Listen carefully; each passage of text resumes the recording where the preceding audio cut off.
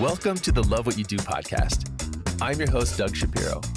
These are the conversations that open doors to what's possible when you love what you do. God, I can't do this, Scott. Okay, so you know how we do this, Scott. We start off with warm-up questions. Yeah. Fun little questions here. Because we're not warm yet. Nope. Let's do this one. Sure. If you could be a walk-on, like a cameo walk-on on a TV show, Sure. what TV show would that be? Let's see. Now, if I get to sort of comment on what's happening around me, I would definitely say it's like Love Island or Love is Blind. Yeah, that's good. That's right? good. I'm so full of advice. It's just, it's crazy. I feel like you're not making the right choices in your life right now. Good call. Good one. Let's go nostalgia here. Sure. Is there a childhood toy that you would want to bring back? That I'd want to bring back. I would say we had sort of the Lincoln Logs, old school Lincoln Logs, which don't really have much by way of a presence right now, but I think they were pretty cool because it was more tactile than the Legos. Yeah. Right. There was sort of a roughness to it and sort of a heft to it where it felt more like you were doing a thing. Yeah. Right. Not to say that Legos aren't cool because they're amazing, but they're just, in many cases, they wind up being so small, like the actions are small. So the larger gross motor skill of building with like, especially when you're a little kid, right? You're like, you actually have to make construction noises when you put it down. You're like, bah, bah, bah, right? Versus the Legos where it's a satisfying click, but it's not the same. Yeah. Now, there is a sensory thing with the Legos that's touch, but you do really feel like you're building with the Lincoln Logs. Yeah. Then you have to get a rabbit skin hat and the whole thing so the kids are like building and right? Really That's a great into it. answer. You're bringing back the Lincoln Logs. You should just buy a big box of those for the office. Yes. Just see what people Just create. hand them out. Yes. Here's a good one here. If you could put a billboard up in your hometown, Yes. what would you put on it? You are enough. Oh, that's good.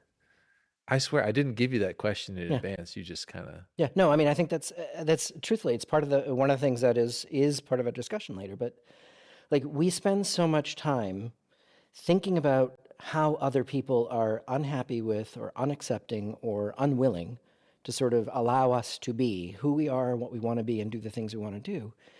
Most people, and this is meant as no insult, most people don't care about you, right? You do not even elevate to the point where they care whether or not you're successful, which is a sad statement in and of itself. But if that isn't happening, why are you spending so much time putting yourself down?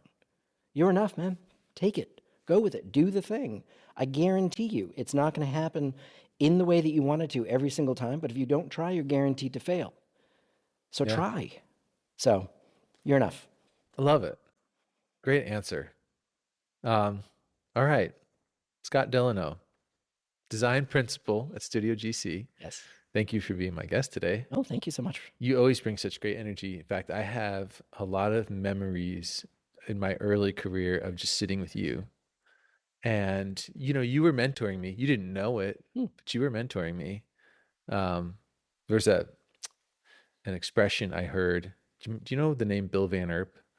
He's a longtime design librarian for Gensler. Yep. For like 40 years. Yeah.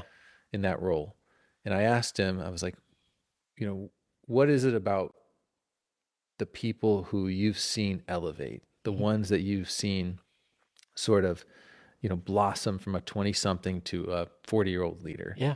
And he said the thing that stands out the most about them is their ability to talk about the vagaries of design. Yeah. I love that quote. And like when I heard it, it reminds me of sitting with you and riffing. And, I would put products in front of you and want to talk about them, hear you react to them. And you always brought the vagaries of design. Now we're going to do vagaries of all sorts of stuff. Right. That could be the title of this episode. Vagaries. That's it. Vagaries. But you do such a great job with your words. And so I'm excited to have you here. Yeah, thank you. I think my greatest strength as I look back on my career, I think my greatest strength is the strength of articulation, right? I'm a good designer. I've worked with great designers and helped them move further in their career, but most of it is being able to articulate the things that they're struggling with, to give it some form or some shape so they know how to approach it, right? And I do this in most of the things around me. I'm adding some detail around it or some framing around it to help me understand how to best work with it. But I do it with everyone because if we're looking at a problem together, I need you to see what I'm seeing. And if I'm not seeing it right, tell me, and we'll work on it together. But if we just assume that you and I are seeing the same thing, we're guaranteed to be wrong. Yeah. Right? Yeah. And so just articulating it gives you a much better chance of getting it right.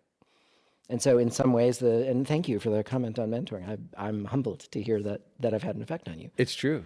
But being able to articulate so that we can have the same conversation and we can have that connection about this challenge, I think is critically important. And that's something has always come relatively easily to me and something I enjoy because I can see the fruit of that labor turning into a better solution or a better relationship or, any of the things that it makes it better if we're speaking the same language. Yeah. Yeah. Well, I love that you've identified that strength in yourself and that you kind of know that about yourself. Yeah. And it's very well articulated. Okay.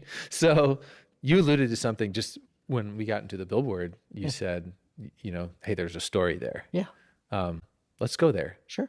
Like what were you chasing there? So, I think a lot of it is, and this is thinking about creative workplaces, creative pursuits that include architecture and interiors, right? But it goes beyond that to any sort of creative pursuit. There's a lot of pressure on the creative to always astound and amaze, and it has this almost expectation that you're bringing magic every time you come to it, right? And there is some degree where it feels like that.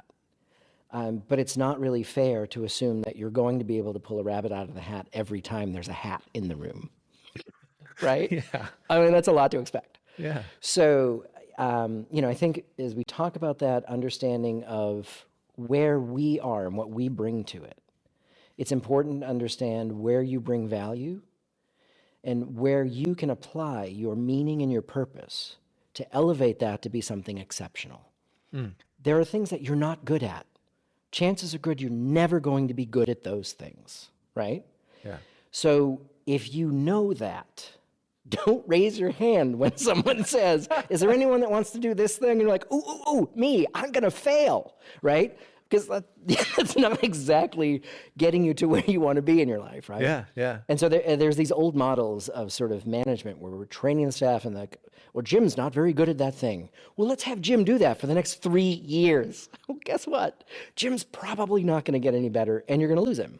Yeah. Right? Because you're asking him to do something that isn't in his wheelhouse, that isn't in his meaning and purpose, right? But if you find the way that Jim's meaning and purpose dovetails with other people's, you create an exceptional team that will deliver amazing solutions every single time. They will never be the one that you expected, right? But you have to trust your team to do it. And there's a whole notion of, within most design industries, this sort of the tortured creative, right? Yeah, So, you have to get into burnout. You just gotta keep pushing and keep pushing and keep pushing. You don't do your best work when you're exhausted, right? Yeah. And there's this notion that you have to self-sacrifice everywhere for creativity. Creativity comes through you. You are the vessel. And if you don't allow space in the vessel for creativity to flow, you don't have any left. So I frequently tell junior staff when we're talking about sort of what they're looking at and they're talking about their goals and how they want to do life-work balance, right? We all find this balance, this sort of flow wherever we find it, and it's different for everyone. But you have to make space for experiences. Experiences are the thing that got you into design in the first place. You saw something, it moved you, right? It helped you, it moved you, it upset you, but it connected with you, a space. Or, if you're in creative for something else and you're doing articles, like you're doing the sofa moved me because it's so beautiful, right? Okay, you noticed something in it that spoke to you. That connection is what drew you to it. Nobody's interested in saying things that are just pretty, and that's the end of the sentence. There's nothing there. It has to be beautiful, and there's something else. Yeah. So this same thing that brought you into wanting to design is the thing that you want to embrace, is that was your urge to connect deeply and to provide what you got from that experience to others. Design is a hopeful act. It isn't something that we do to make the world worse, right? Yeah. Everyone who's So by nature, right, it's by nature, full it of is an optimism. optimistic pursuit. Yeah. So we look at the world and we may see challenges, but we're looking for solutions. You always find what you're looking for. If you wake up in the morning and you say, I'm going to find 10 problems today, guess what you're going to find today, Yeah. right? But if you look at the world and you say, I'm going to find 10 moments of joy, and you are on the lookout, you will find them. I mean, this is really interesting. I mean, first, this optimism is interesting in design, because I think designers often get pigeonholed as being critics. Yeah. But it's not really critic for No. the sake of being critical. Right. It's a pursuit. It's a pursuit. And the criticism is important to getting to the better solutions. Right. And it's a hard thing, right? You have to fall in love with an idea enough to fight for it, but not so much that you can't let go. Yeah. So you lean into it, you give it what it needs to grow, but you have to be able to bump off the ugly parts until it's the thing it needs to be. Yeah. You know, in some ways, anyone who's had a child and watched them grow understands this ability to love, but also to find challenges that can be corrected. Yeah. Yeah. Right? And that's not something I understood until I had kids. Right. And so, as you know, I mean, I have two beautiful boys. I am an over 50-year-old man who has a 4 and a 7-year-old. You got this, Scott. Your I got energy it. level. I was Yeah, going to say, I got it. you I got it. you are a fountain of energy. Yeah. No. I work hard at it. But it's the thing is about that. Like, I mean, that actually does affect design. And that's part of how my career has changed, right? And so I look back at my career, and I started out in architecture and planning, and I worked on Olympics and college campuses, doing student housing and recreation and student centers and athletics, and I was solving big scale problems, right, with a team that was exceptional, and really enjoyed that. And I learned a lot from many of those people about how to think about long-term actions. Don't think about what you're doing for this building. Think about the people who are using the building after you're done. That's what you're designing for. You're not designing for something that's going to get built and everybody's going to be like, yeah, that's cool. That doesn't matter. Yeah. What matters is the users who are using it initially, and then how the building can adjust for them later, right? And if you think of your act as something that has long-term implications, you're more careful with your decisions. So even if I'm doing a corporate workplace and they're going to sign a 7-year lease, that's going to be a 7-year challenge for anything that I do that I didn't think through well enough. Wow. So I'm penalizing those people because I didn't take the time to do it right. That's not fair. It's you know what? It's one of those things that doesn't really show up a lot in the client design brief. Like, that's not part of the brief, you know, like take care, like make sure I'm good in 7 years. Yeah. But it's what you should do responsibly, I suppose. Yeah. And even if you're doing that 7-year design brief, right, you are creating environments that will affect behaviors. And if those behaviors improve the outcomes for your client, that's your long-term thinking, right? So if your client says we have a challenge with collaboration, we don't have people collaborating enough, you need to define what kind of collaboration they're doing, right? Is it cooperative collaboration, iterative collaboration, bombastic collaboration, competitive collaboration, right? These different types of collaboration require different spaces to work. Yeah.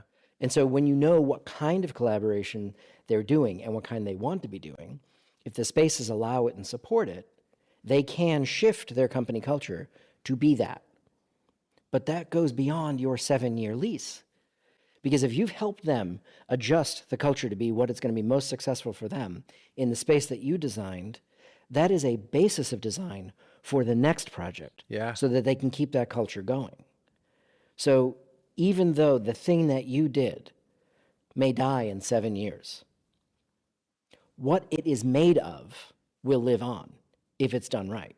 Yeah. So, and I've had this conversation with a number of corporate interiors designers who are like, well, it won't matter because they're moving out. It does matter. Yeah. These are hugely impactful decisions that you're making. It is, when 20 years ago to me, 7 years would have felt like an eternity. Yeah. And, it feels now like that's just nothing. Yeah. I mean, the pandemic was almost 7 years Yeah. ago. That's kind of crazy to That think. is crazy. Yeah. And it was a major world-changing thing. And that's so funny. One of the things that we were also going to talk about is mentorship. And I think one of the single most impactful, and not in a positive way, not necessarily negative, but impactful in terms of the shift that it created, was the way that leaving the office entirely affected how we collaborate in a creative pursuit, in architecture or interiors. And it's understanding, as we look at that separation that pulled us apart did a few things. So we learned how to communicate more effectively when we're asynchronous or when we are in separate places. That's good. But what it took away was the ability to understand why I'm making the decisions I'm making in a side-by-side collaboration while sketching. Because that couldn't really happen. There were no tools that allowed you to co-create effectively and seamlessly. And I looked because I wanted to find this. So the thing is that when you go to school, they teach you a new way of seeing the world. And they teach you strategies to utilize your skills that are inherent and your talent that's inherent and apply it towards the creation of environments, if you're talking about architecture and interiors, right? But they don't teach you anything about how to take that and turn it into something that can be built, right? And they can't really explain how you're going to take that and affect people's lives. Yeah. You have to live it. You have a responsibility as a leader in these organizations to lead in a way that your end goal should actually be obsolescence. My job is done when nobody needs me, Yeah. right? Yeah. But that's not what many of our design leaders look at. They look at it and they say, my success is based on all of these markers that I want to provide for myself, and I'm measuring against these things, and frequently will hold back some information so that they stay relevant. Yeah.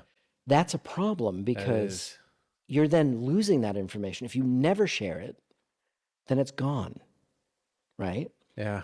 And that's a problem. And looking at the way that it's playing out, like post-pandemic, where most people are used to a hybrid setting now, which has its great strengths, but the design process itself, if you sit with me for 20 minutes and we work on something together, I can explain to you why this solution that you're looking at may be better served by considering these things, right? You're getting the benefit of every one of my mistakes, and there are many, right? Yeah. But again, so the thing is you have to try.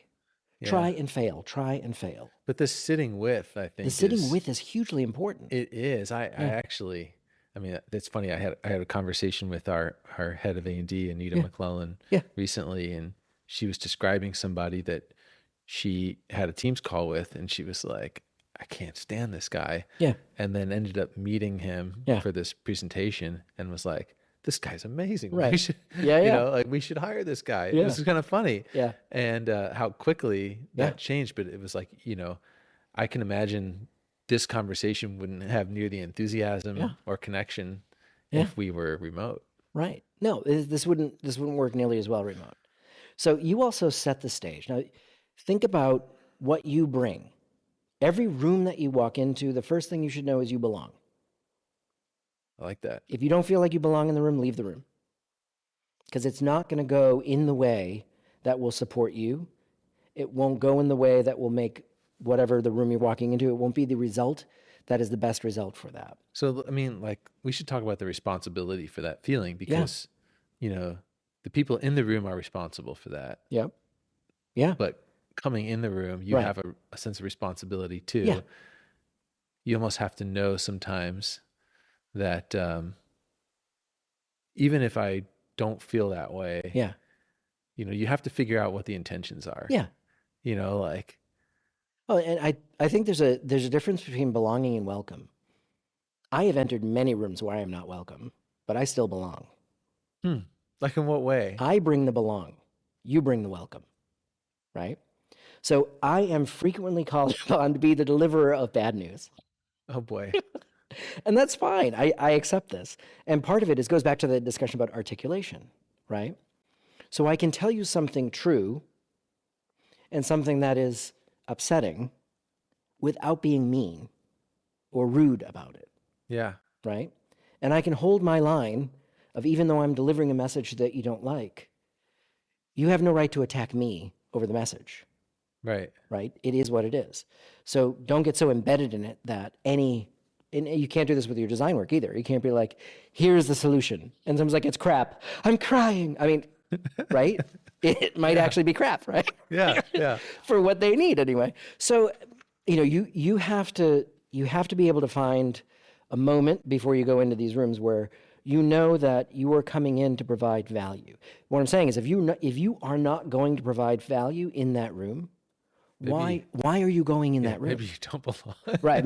Maybe you should find another room. But so in that way, like, as we have that conversation, I present to boards a lot, right? And so boards are usually elected officials, and the elected officials, by and large, ran on some campaign of, this is what's going well, but here's why you should choose me over the other guy. And so almost by default, the politics of it, you're supposed to say that everybody's doing everything terrible, but you're going to fix it, right? Yeah.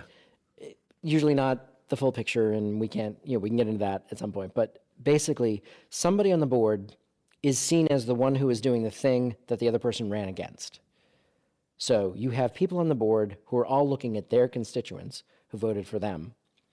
So it's never a situation that I've seen in my long career in presenting to boards of various kinds that everybody has the same opinion. Almost by default, there are people there who have opposite opinions because they got onto that because they were placed there by people who are representing different factions of a community. And I use community loosely because a corporation is a community. Yeah. Right? Your town is a community, right? Your country is a community. And we have these things that we all accept and things that are part and parcel of who we are. And then there's this whole host of things around it that we disagree about, right? And that's just the nature of it. And so when you're presenting to a group of people who hold some things to be self-evident, but hold many other things to be talking points and friction points, you are invariably going to be talking against somebody's point of view. Yeah.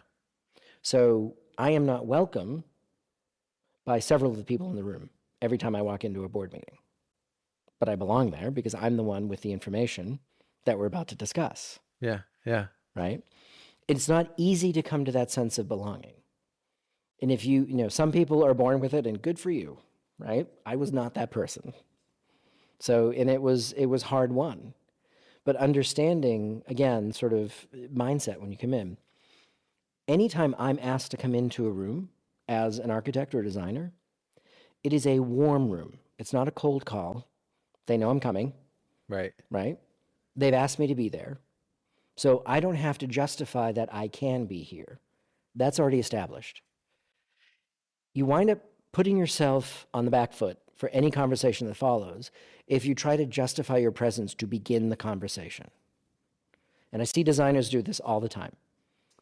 Like, give an example. They'll come into the room and be like, when I say, we're going to do the quick introductions, and they're like, my name's Kelly, and I graduated in this year, and I've been working really hard. I'm like, okay, Kelly, let's start over.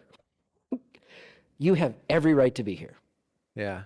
None of them thought that you didn't have a right to be here until you started to justify that you had a right to be here. So you've just told them that I don't think I belong. Now they don't think you belong. Yeah. Your job just got much, much harder because you framed it in a way that made it hard for them to believe you. Yeah. Right? Yeah. And I hear a lot of, particularly the young women that I work with, interior designers, when they're about to share an idea, say the word just, it fills me with a small packet of rage when they say, because what's happening is like, well, I was just thinking. Nope, stop. You were thinking. That's enough. Yeah. When you say I was just thinking, you've placed yourself below everyone there. That's not where you belong. Yeah. And it bothers me because I see these incredibly powerful and capable and talented, particularly women in the industry, who aren't getting as far ahead as they should because they are placing themselves a half step back because of the way that they are taught to language as young girls. Man. It's a problem. Yeah, it is. Wow. So what got you into this place of mentorship? Like, I mean, have you just been, do you care about other people's success? You're hardwired for that. And then that I in think, turn yeah, has kind of made you this way? I think part of it. I mean, I grew up in a larger family. And so I was sort of always the little peacekeeper. Are we talking like 10 kids or like 6? No, like my individual family is only 2, but I have a broad extended family. Okay. So lots and lots of cousins, and like, a Christmas party would be including, relatives and their plus ones of varying, relationships. We're talking like 60 to 100 person parties Yeah. for Christmas. I once brought a friend to a Christmas party. And we were driving down the street. Once. Never again. Never again. So we're driving down the street, and I point, and I'm like, well, that's the house we're going to over there. And he was like, oh, okay. He's from Ohio, and his family was like, that was it. It was just his mom, his dad, sisters, and him. Yeah. Like, there was no extended family. And so I was like, and we had to park like a block away. And he's like, wow, somebody's having a really big party. And I was like, this moment of realization, I was like, oh my God, you don't realize that's the party that you're going to. And I was like, okay, so listen, it's going to be really loud. And this was outside of Boston, right? So everybody had a really thick Boston accent, so he couldn't understand anyone anyway. So and we come down the hill, and it's louder and louder. So my realization that he had no idea that that's actually the reason there were all those cars came about 3 houses away when he was like, oh, like, yeah, we're going to that house. Open the front door, and my aunt opens the door, and she's just this huge personality. Opens the door, and she goes, oh my God, they're here! Really loud. Like, and he looks up, she grabs his arm, pulls him into the house. I don't see him for 45 minutes. Oh, dang. Because we walk in, and, we're just sort of all moving around. So to be able to negotiate that, right? Yeah. You have to be able to have a sort of a spirit of kindness that's within you, Yeah. right? To navigate it and be in it and engage with it. And I was always one to engage, right? I have relatives who do not engage, right? And so they will like walk in, they'll be like, hi guys, and then disappear into one of the quiet corners. And I was never a quiet corner kid, right? So No surprise. yeah. So going into that, like I've always had this notion of wanting to connect, Okay. right? And I am an optimist. I am hopeful at heart. And if something can be better, it should be. We don't need to suffer, right? Yeah, I agree. There are some people that love their suffering. Yeah, don't take that away from me. No, right? Yeah, exactly.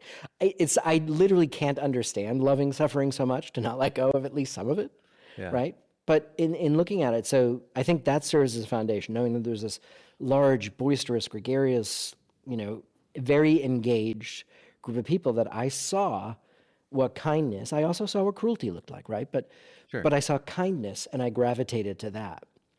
I saw people who cared enough to make sure that you were comfortable and that you had the best experience, regardless of who you were, right? And so, like in terms of mentors, there were a number of family mentors, I would say for sure.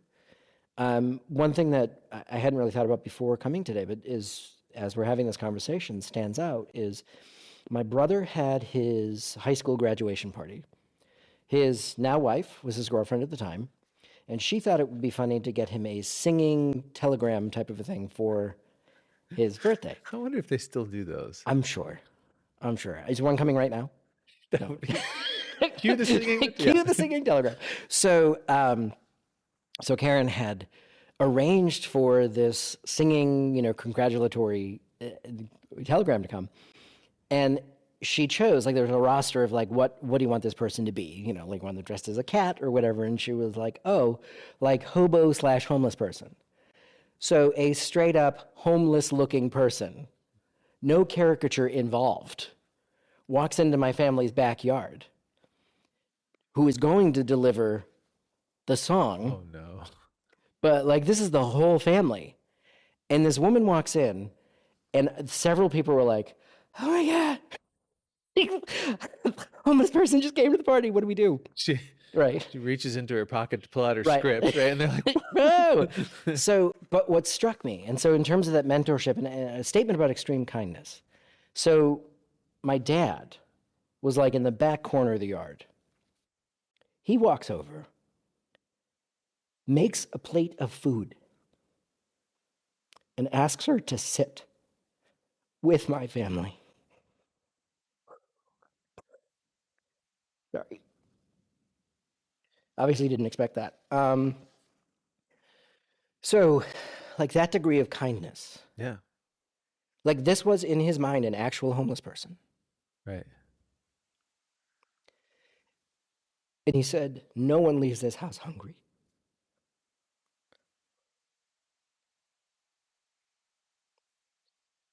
So that takes courage and conviction, right? There's 60 people here.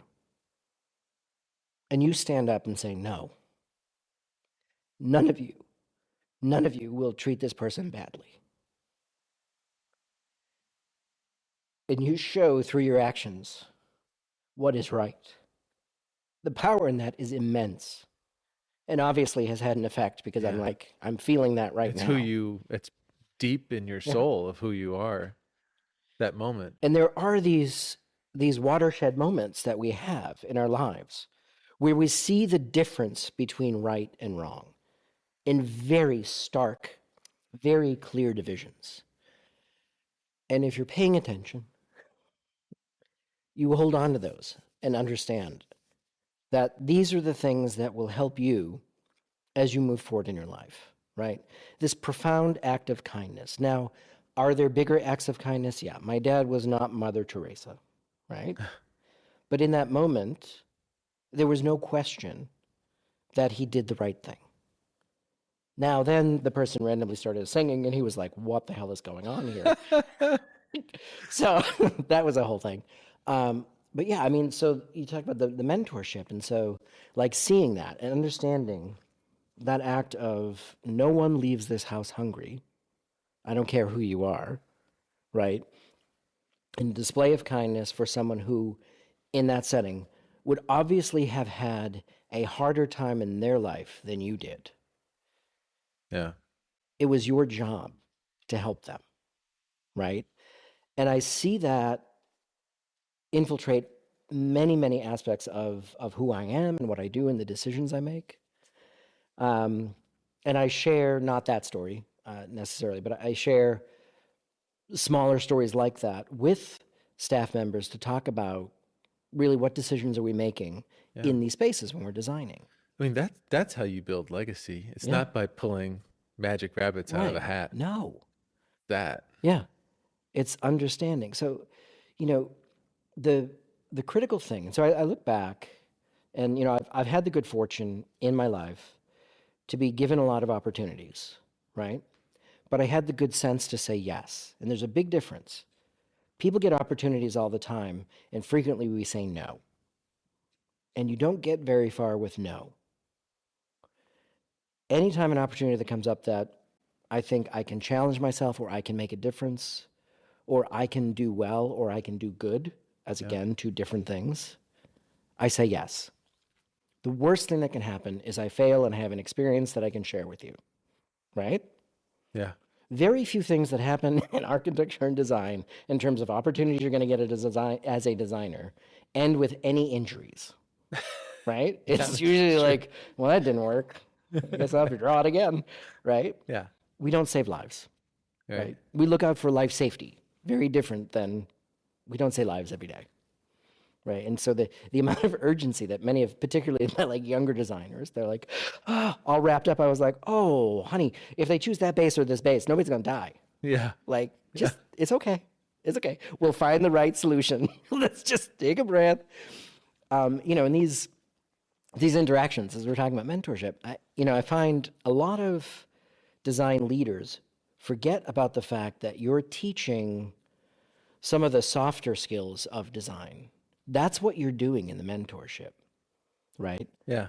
You're not teaching, they know how to draw and they're learning more about how to use the software. And if you're mentoring that, do it with kindness, right? And if you're mentoring design, and I'll speak more about the realm that I'm in because it's the one that I'll know about, is as creators of design, sort of refiners of design more than anything. If you're working with people to talk about that, there's a lot of conversation that should be had about the problem that we're trying to solve, but you should also be coaching them through with your actions, with your intentions, and with how you frame solutions. This understanding of legacy, that the decisions you make now affect these people and their lives long term. So understand what you're doing with that. It affects self-worth. I have to create an environment where you are free to fail. If you don't push beyond, then you'll just get the same thing everybody else gave, right? Yeah. So another dadism. So when we were growing up, frequently when we came home, my dad would ask not like, what did you do at school today? Or what did you learn? My dad would ask, what did you fail at today? Ooh, that's good. Because if you failed, you tried. Yeah. And it normalizes Right. failure. And, it makes it okay. It makes it okay. It makes it part of the process. Yeah. Instead of the enemy. That's good. I kind of want to My steal gift to this you. one for home. Yeah. Thank you. Yeah. But I mean, like that. it's true though, because, we look at things and we say, we self-limit if we're afraid of failure. Yeah. Right. So if failure is part of the process, there's less self-limiting. Because if failure is an option, and that's okay, then let's get closer to it. You will learn more between safe and failure than you will between safe and different safe. Right? Yeah. No, that's true. Right. I mean, that breadth of learning is what moves the industry forward. Yeah. Just don't hurt anyone. Right. That's the only rule. Right. Right? Exactly. Do no harm. Right. And so I find that, as we look at the generational transfer in the workplace, it's also interesting because I try very hard within the studio to help everybody understand that the entire studio is a waterfall of learning, right? Yeah. But this waterfall flows in both directions. If you are someone who will sit in the room and say, I know everything, you don't. And you're probably really difficult to work with. Yeah. Right?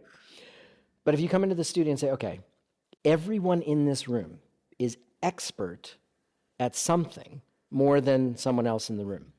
It is your obligation to this organization to share that and help all of us have a better understanding or be better at it. So this is the second time you've kind of referenced this idea of a team that's full of different people. I wrote it down the first time where it's like there's an intentional kind of curation of your team. Yeah. We're exploring this idea. Yeah. And I'd love to kind of get into that a little deeper too. Like, is there, are there qualities that you're looking for? Are there like, what are the differences other than perspective? Yeah. Is there something else you're looking for that's different about a person when you're building a team? Yeah. And I'm going to start with perspective and come to it, right? Okay. So that perspective is critically important. And I've used this analogy when talking to clients. So I will place a Coke can in the middle of the table. And I will tell everyone, this is our problem. So the designers are sitting on this side of the table. We can tell you in exquisite detail what's happening on this side of the can. I can't see your side of the can. You're the only one that can tell us that. So if you don't share what's happening over there, we only have half of a solution. Ooh, that's good. Right? But it's the true story. Giving away all your secrets. No, my secrets are free, right? That's good. Right. I mean, the thing is, like at the end of the day, and I meant this when I said this earlier, like my job, I know that I've done my job, but I'm obsolete. Yeah. When I have nothing to say that anyone's interested in because they've already heard it or they're doing it in their lives, That's perfect. that's right? perfect. Yeah. Put me on a beach, right? Yeah. So in that case, like with that perspective, I've used this as a way to also explain diversity and why it's important. And not in sort of a DEI like objective, right? Just saying diversity as a thing that existed as a concept before we talked about DEI, Sure. right? And looking at that and saying, okay, that diversity of viewpoint is your collection of experiences until the moment we meet. Your experiences profoundly impact how we solve a problem together. And if I have everyone who has the same experience as me, we get one mediocre solution, which probably only solves half the problem. Yeah. But the minute you bring others in that understand more than you do or differently than you do, you're providing more profound answers to that challenge. And that will make that answer better than the one that was done just a little bit earlier, because it doesn't have the benefit of the experience that we had even since then. So even that same team brings different experiences and different diversity of viewpoint to new solutions each time. Yeah. So when you're building a team, I think it's very important to find people, you know, like if I was gonna like make a roster of the best team for me, I would look at where I am less successful. That would be my first hire. Somebody who does that thing really well. Right? What is that? So I would say, so I'm okay with a schedule and a budget. You're I okay. can do it. Yeah. It doesn't make my heart sing, Sure. right? Sure. Right. And you want to put people in a place where their heart can sing because you do your best Right. work. Well, truth be told. So in all seriousness, if I found somebody who's good at this thing, let's say it's picking finishes, right? Yeah. Color and finishes. So if I have an interior designer who is like a master at colors and finishes, I have a conversation with him or her and I say, okay, we want you to do this because you're faster than everybody else. It's a better solution, right? Yeah. You get to hear the truth that you did a great job, and all of these things help keep you happy. What else do you want to do? Because I can't just have you do this all the time because then you'll get bored. So what do you want us to supplement with? And also you're doing that on this project right now. And then we look at what's next to fold the other thing in, right? Right. So in that brief conversation, I've acknowledged your strengths. I've thanked you for them. I've let you know that we value them. And I've asked you what you want for your personal growth. So that sends messages beyond, I need you to pick some colors and finishes. Thanks. Yeah. Yeah. Right? And in that, that's the same approach to take with everyone to understand what they're bringing to the team. We love to meet or exceed expectations, but if we don't know them, we're lost. So if it's very clear communication about, this is what I want you to do on this, and I want you to knock it out of the park, right? And let's talk about it, blah, blah, blah. So I would immediately, if it were me building my team, I would immediately find somebody who does that in an instant, and it's stunning every time, right? So as a leader, if there's somebody doing something and when they do it, you're a little bit jealous of it, hire them. That's pretty good. Yeah. Right? Yeah. Exactly, because what you're looking to build is not you. You're looking to build the Right. group that will do the best job, Right. right? People that are coming to me who have skill sets similar to mine, right? Who want to be mentored, love it. Happy to do it. But I can't have everyone be that. Right.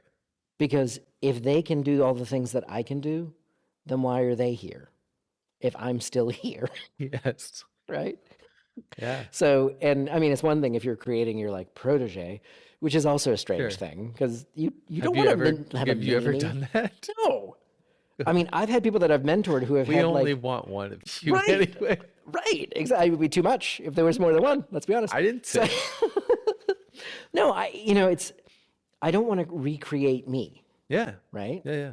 I want to help you create the best version of you can. Yeah. But you have to, I mean, it's the Oracle at Delphi, right? You need to know thyself. Yeah. Know where you're strong and where you're not. It's okay if you don't, but let's find that out together. And to your point you made earlier, you talked about leaning into your strength rather than the old school method Right. of like, well, I heard it explained once, basically, if you're a 5 at something Yeah. and you're an 8 at something, Yeah. you could work really hard to make your 5 a 7, Right. or you could make really hard to make your 8 a 10. Exactly. No one cares about a 7. Right. People pay big bucks for a 10. Exactly. So go make yourself a 10. Exactly. Go make Yeah. yourself a 10. That's exactly right. And so you kind of see it as your responsibility almost in a Yeah. way to help others discover Yeah. their path to a 10. Yeah. Yeah. So, and part of it, I've mentioned sort of meaning and purpose generally a couple of times. I think it's part of like, as I look at my journey through my career, early years, obviously I was building understanding and building skill sets and getting great mentorship from a number of great designers who, there were tactical sort of information that they gave me to understand and technical information, how to approach it, how to build it, right? And these things were fantastic. You couldn't find them any other way than working with somebody closely. Yeah. But it was the softer skills side of it that I learned. So there was a Jonathan Austin, was the architect's name, who I worked with at Sasaki Associates. British guy. It helped that he had a British accent because he could deliver bad news and everybody was happy to hear it because they just wanted to hear him speak. That's funny. Yeah. But he said to me one day, we were sitting there and I was working on something and he always had a little catchphrase for anything. But the thing that one of the statements that he made that stuck with me was, we were looking at a multi-building solution for a client. And as a, 5-year architect, he put me in charge of designing one of the buildings. It was a small outbuilding, essentially. And part of me was like, wah, wah, well, I guess I'm going to be doing the tiny one. Yeah. And he pulled me aside. I didn't, I don't think I outwardly made a face or anything. He pulled me aside and he said, I want to talk with you about your assignment. I said, okay. So we sit down and he said, first, I think there's greatness in you. I said, and I think you can find it, but you're going to have to work at it. And I said, that's fine. I'm not afraid of work. And he said, and second, understand there's as much architecture in this outbuilding as there is in the main building. But yours needs to be more intentional because there's only so many mistakes you can make before they're obvious. Huh. And so this notion that it was as important, and actually you had to be more careful because you couldn't hide the mistakes anywhere, Yeah. stuck with me. Yeah.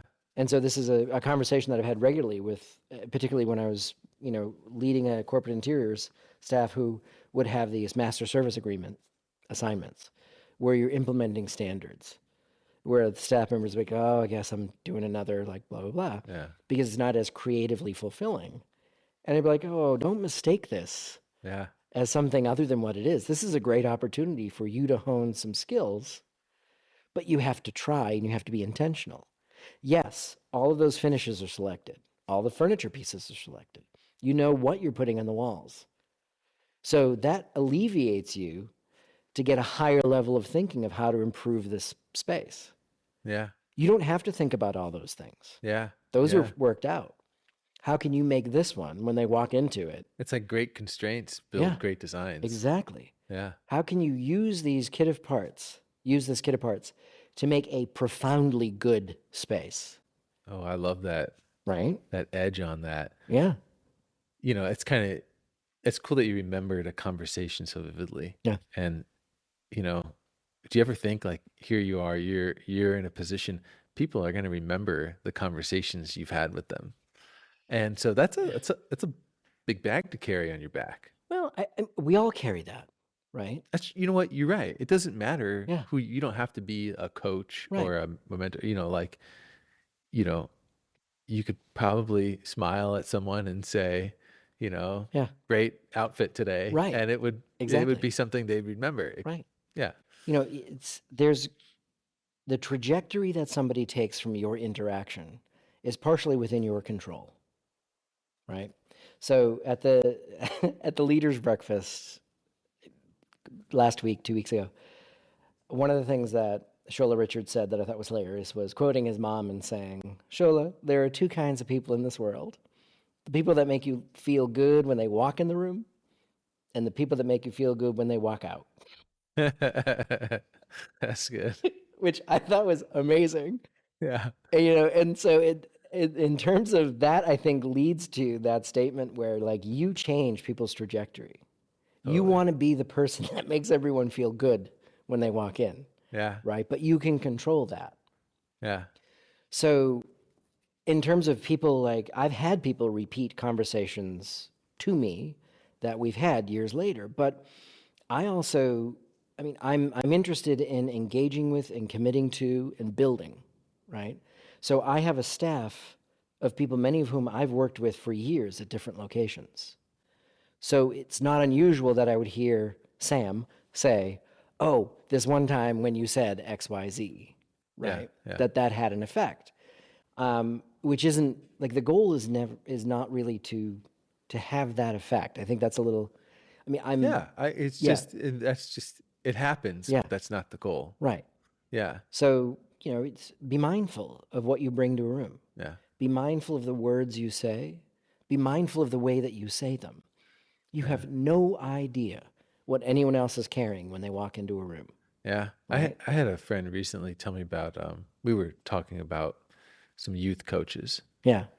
and how important it is, like when there's a coach, especially maybe one that's younger, that's coaching a kid's sports team, Yeah.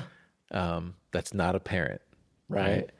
And he said when you have a paid coach for a team, it is basically a handshake agreement that we've decided to raise these kids together. Yeah. And I was like, ooh, that's true. because the things that come out of their mouth are extremely impactful. So, whether it's or even the things they do, just like what your dad did in that moment, it's kind of interesting, the things you carry with you. Yeah. There's a paper on your lap. Yeah. And it's got a bunch of notes, and I want to make sure we don't miss any of the really good things on there. Yeah. I had put them together just because I've been thinking about this, but honestly, this conversation is more about being in this moment. It is. I just, where this if goes. there's gold in there, I don't want to leave it out. I don't know if there's much gold in here. There's a lot of thoughts that I've had over the years just about, how to make sure that, and it's along this line, like how to bring joy, how to bring meaning and purpose, and how to bring that mentorship to any workplace I've been in. What about joy? Like, are there, like, if you were to break it down into strategies, Yeah. does joy have a strategy? If you want joy in your workplace, Absolutely. how do, like, where do you start? What are the ways that you look at it? So joy is a deep, sustainable approach, right? Happiness is fleeting. Happiness is for an event. Joy is for a relationship. And that's your relationship with a space, your relationship with a person, with a community, right? And so joy is deep, and it has to have purpose, and it's built on these meaningful relationships. Again, meaningful relationships with people, with environments. Like we generally have a more meaningful relationship with wood as a finish than we do as something slick and glossy. Yeah. Right? Yeah. We recognize the life that once existed in that wood. Totally. Right? We honor that. That doesn't mean everything has to be wood, but like it's something where there's more of a draw for us, right? And that's a meaningful relationship, right? So knowing that the path to joy involves something that is long-term, involves something that is based on purpose and that meaning, you can create opportunities to deepen those. I cannot make my workplace more joyful. I can make sure there's opportunities for the team to come together and make it more joyful for themselves. Yeah. Right? Yeah. So, and joy, and for me, joy and mentorship are very closely linked. So I have the opportunity to show you how to create a more joyful life if I demonstrate that. Yeah. Yeah. Right? So I have to, as a leader, I have to bring that to the office. Right? It is not appropriate, even if I'm feeling the pressure of all of the demands on my time and yada, yada. It is not appropriate for me to come in and complain to the people that I work with about it. Yeah. What's the old phrase? If mama ain't happy, ain't nobody Right, happy. exactly. Yeah. Exactly. Right. So like you need to be mindful of the fact that you have this impact that we've been talking about. So if I bring, and that doesn't mean you have to be, toxic positivity, right? You don't have to be happy Sure. all the time. But you shouldn't break down and destroy the things around you, right? So if I come into a room and I know that I'm going to have a difficult meeting, I still want to be able to bring joy to it. So it's usually a level set and say, okay, what good can come of this, Yeah. right?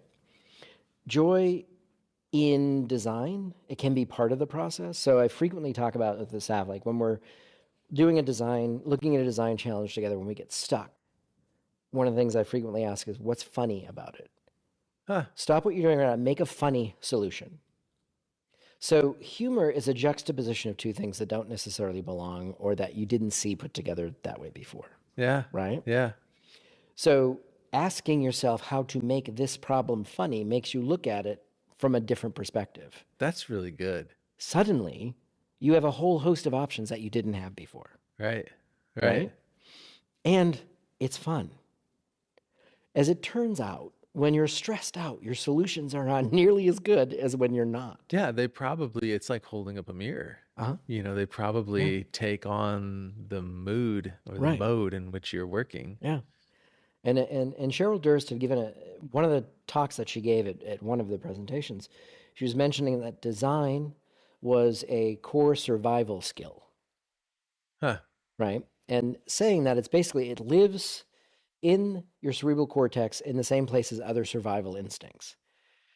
It's what drives our ability to solve problems. So if the herd is going in this direction, we're all going in this direction, and you see a cliff, and you say a way to not go over the cliff, if you chose to not go over the cliff, you have used your design mind. Yeah. You're exercising those Right. same neural pathways. exactly. Yeah. Okay. And I think humor is sort of in the same neighborhood Yeah. in the cortex, right? Yeah. I love that. Yeah. So, You're speaking my language. so these things, I think, they're part and parcel of who we are, and they are actually survival instincts. Yeah. I believe, right? I love that. And if you don't use them, you're missing out, Yeah. right? So if we're working together, there should be some opportunity to bring in some joy to that, some humor to that, right? And I guarantee you, if we go through that process and there's been a moment of deep understanding, you're looking for the purpose of this, you found something funny, right? That there's a solution there that will itself give you that feeling that it's better and more meaningful than one that would have happened without it, Yeah. right? Yeah. So then you start to tap into what's next with it. And you should play. The reason that design uses iteration is because that's play. It's because you're trying to find different ways of looking at it and solve it and break it and Yeah. fix it, Yeah. right? So one of the things that I think the the artifice of the computer interface versus when we were drawing with pen mostly is that there's still that iterative process, but it's all happening in the ether because it's not collected. Whereas stacks of trace, I can go back and find a partial solution. Yeah. I can't find that readily now. So we're missing the ability to call back easily to something before. And memory is a fickle thing, because if you did that sketch and then 2 days later you're still thinking about the same problem, you're like, oh, that sketch solved this problem. You go back and find it. Huh, that's not at all what I remembered. Right? Yeah. But you thought it solved something in a way. And when you look at it, it's either going to trigger that feeling and help you get to what you thought the solution was, Yeah. or it may give you a different pathway that's a useful solution. We don't have that record as much now through the computer. And so frequently, where it gets hard for mentors and for design leaders is I typically now have designers bringing me their solutions and want me to review their solution. So again, Jonathan Austin, when I first started working with him, he was like, I will not mock a British accent. I apologize to anyone who has an accent that I'm not going to destroy by trying to recreate it. But Jonathan would say in his crisp British accent, right. So I want you to work on this until you get stuck. Call me when you're stuck. If you think you're done, you're wrong. So basically, Yeah. he will get that call. Yeah. You need to work until you get stuck. Right, exactly. That's clever. Right. And he was like, and I expect that you'll get stuck at least 3 times before we get to a solution that works. And then sent me off on my way that's to really go good. create things. I heard a quote, which is, design is easy. You stare at a computer screen until little drops of blood form on your forehead. Right. Yeah. Yeah. It's like, Yeah. Yeah. I you mean, know, it's that's like part of the journey is Right. getting stuck. Well, and getting stuck, but the thing is, again, there doesn't have to be immense self-sacrifice in it, right? There's no self-flagellation involved. Like, Right. get to a point where you're stuck, and then find someone who can help. Yeah. That's what your mentor is there for, Yeah. Maybe it's easier if you just figure out how to get stuck quicker. right? I guarantee. I mean, fail early, fail often, Yeah. right? So, and this is an approach that I still try to take with my staff. I was like, okay, I want to give you the balance of autonomy, right? But also mentorship. Both can exist. I can't mentor you properly if you don't do anything yourself. Well, you are a master mentor. I try. You are a master articulator. Right. I mean, and thank you. I do sincerely try, because at the end of the day, you know, you need to be able to articulate the challenge and the expectations if you want outcomes that are going to be successful outcomes. This was a fantastic conversation, Scott. I know, I really enjoyed it. Yes, you brought all the things I hoped you'd bring. Excellent. Is there a question that you wish I would have asked you that I've left off here? Or a story you wanted to tell that you didn't get the chance to? A story that I wanted to tell. I have a lot of stories. I don't have any specifically that I was like, oh, I can't wait to tell that one. No, I mean, I think, you know, instead of providing a story of what has happened, right? I'd rather future cast a story that I would like to tell. All right, I like this. Right? So if we were to meet again in 10 years, where because of the aforementioned child at 50, I will still be 10 years away from retirement. If in 10 years, which is at my midpoint to my horizon, we were to meet again, I would like for the story I tell to be one of bringing a community together and showing the best of themselves in ways that were unexpected, right? A story where you couldn't possibly think that my ragtag band of designers could have done this incredibly beautiful thing that everyone loves and embraces, right? Or That's really cool. any other any other sort of community. I think that's always my goal, right? I want to elevate, I want to improve, and I want to impact. And if our work isn't doing that, then we're not meeting the brief. I love that, Scott. You are a wonderful coach, and I know you've helped a lot of people Thank you. today. Excellent. I appreciate that. Thank you for coming on. Yeah, thank you so much. I really appreciate it. Thank you. Thanks for joining me here on Love What You Do.